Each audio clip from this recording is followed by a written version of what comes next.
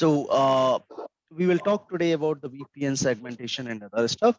So what VPN, I mean, what is the mean of the VPN in this one is nothing more than the VRF. So which is a similar to the VRF, which mean that you do the segregation of your device with the within the multiple virtual routing forwarding instance.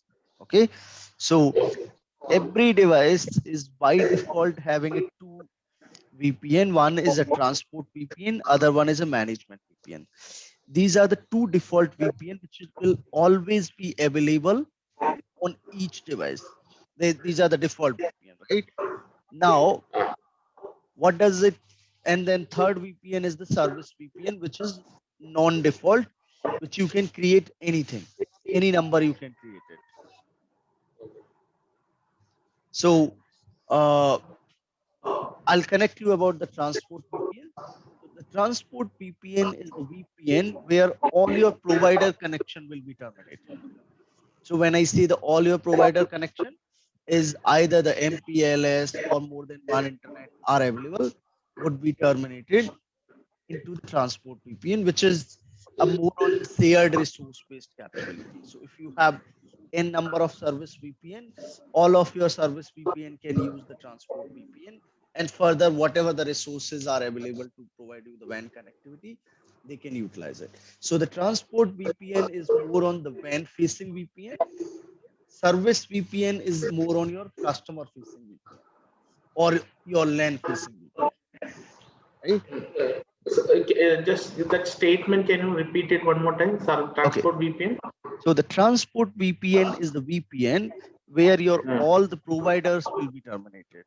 Okay, which is a All more on providers. facing a WAN connectivity. So when I say the WAN connectivity, let's say you take a MPLS link, that MPLS link will be coming into the which VPN? Into the transport VPN. Transport VPN. Okay. Okay. If you take the internet, that will also come on either of the interface, but it will be a part of the transport VPN. So routing of the transport VPN would be a separate than the service VPN. Now the service VPN is the VPN which is basically going to connect towards to the customer LAN. Okay, so the customer LAN is that, let's say you want to connect it to your core switch, your firewall, your transit device, anything. So that is more on your customer side, okay, or your LAN side. Other third VPN is the by default, which is a management VPN, and it is again the default VPN 512. Okay, so VPN 512 is a VPN which does provide the out of band to the your access of your device. So you cannot delete this. Just assume that it is the same like if you go back configure ASR or some of the latest series devices. What they have is that they have a default management VRF and the management interface, right? Which you cannot delete. So it is used for out of band access. The route which are coming in the management VPN cannot be advertised to any of the remote site. So this is a just consider it as a local to the device. Clear? Okay. Now you can have any number of the service VPN. That means, Sujit, this every site have a management VPN or like a central Every device, orchestration. every Every device, right? device. It is a device. So So this if is a you, device based, right? Every device have this 3 VPN. yeah, Okay.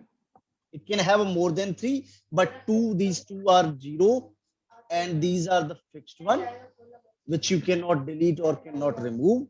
This VPN can be any number which you can give, and you can have more than one service VPN as well. Okay. Okay. Normally service VPN will increase, right? Service VPN will increase based on your how many level of segregation you have in your LAN. So if you want to use the same device for the two customer or maybe for two level of segregation.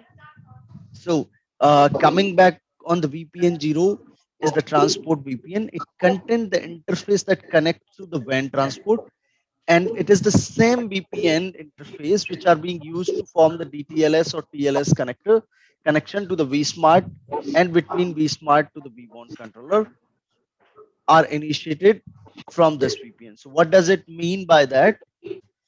Each WAN terminal WAN connection will come into this VPN 0, and whatever the DTLS or TLS you are forming towards to the one VH to the other controller, or the between the controllers, will be formed within this VPN only. Okay. VPN 512 is the management VPN.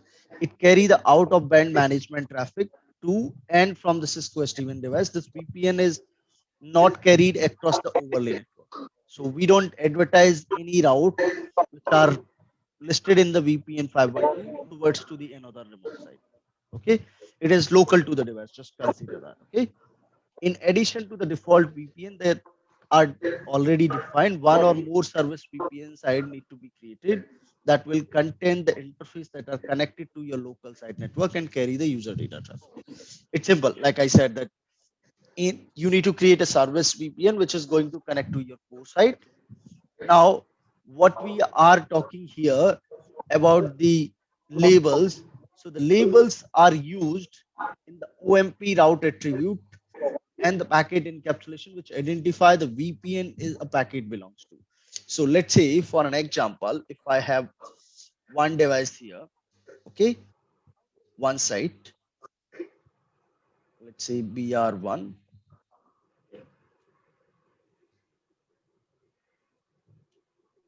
and you have a SD-WAN cloud here, right?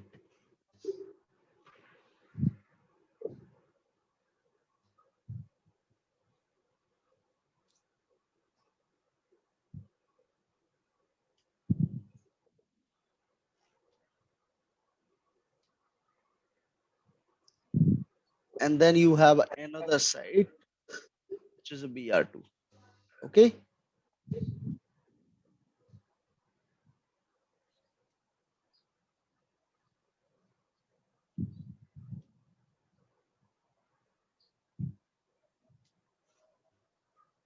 Okay, now if you are running more than one VPN from the customer side, how the packet will be identified that this packet has to go into this VPN, right? That's where the OMP use the label. So it basically assign a label to each VPN. So when the packet will be leaving from this device and will be going over the SD-WAN to the this side, that labels will be tagged, and then we are to make use that label will import the route into the right VPN. Same like we do have labeling into MPLS, right? So in MPLS we have a VPN label which we use to tag the traffic and to identify that which VPN this packet does belongs to, right? So it is again using the label which is encapsulated into the each packet. That packet belongs to which VPN, and then further that packet can be getting to the same VPN on the other side. Clear? Okay. And you don't need to do anything for the label controlling. All everything is automatically enabled as soon as you the device.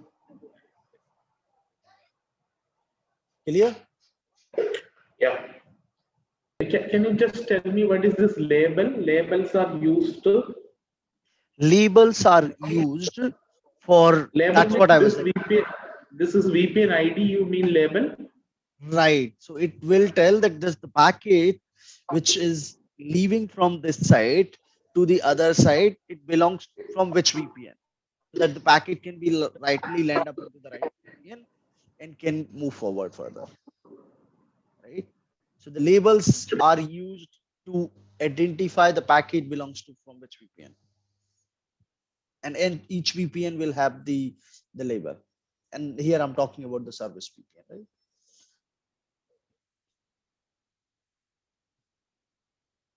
So service VPN and transport VPN will be advertised, right?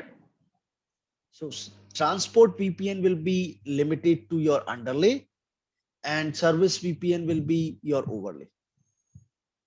right? So let's say you have a service VPN running VPN 10.